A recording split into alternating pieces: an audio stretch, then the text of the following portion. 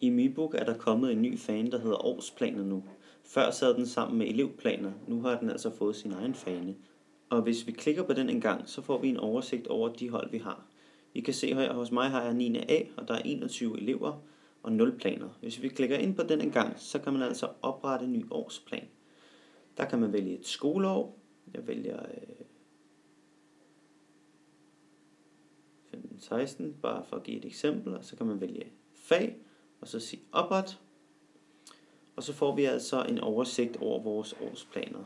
Vi har nogle datoer, nogle ugenumre og nogle forskellige ting, og vi har plusserne, og det er jo så dem, I skal koncentrere jer om.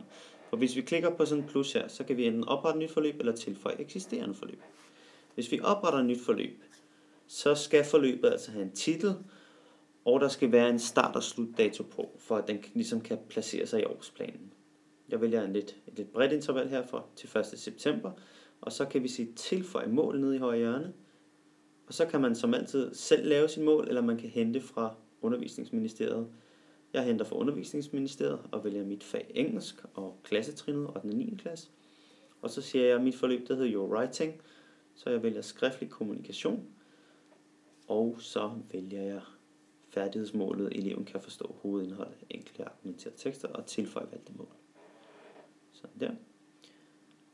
Så ser det sådan ud, og så vælger jeg gem og luk. Så opretter jeg lige et enkelt mere her, så I kan få et godt eksempel. Opretter et forløb, og den her gang der vælger jeg altså en anden farve til mit forløb. Det kan man gøre derovre. Man kan grøn, gul eller rød, eller sådan en grålig.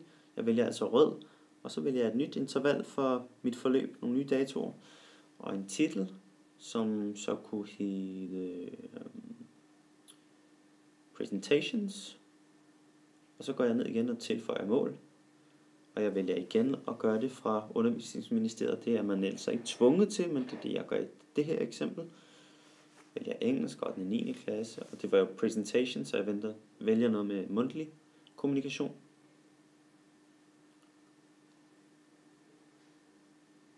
Så vælger jeg nogle færdighedsmål her fra fase 1. Godt. Sådan der. Så siger jeg gem og luk. Så nu ser min årsplan altså sådan ud. 2 forløb med 2 forskellige farver.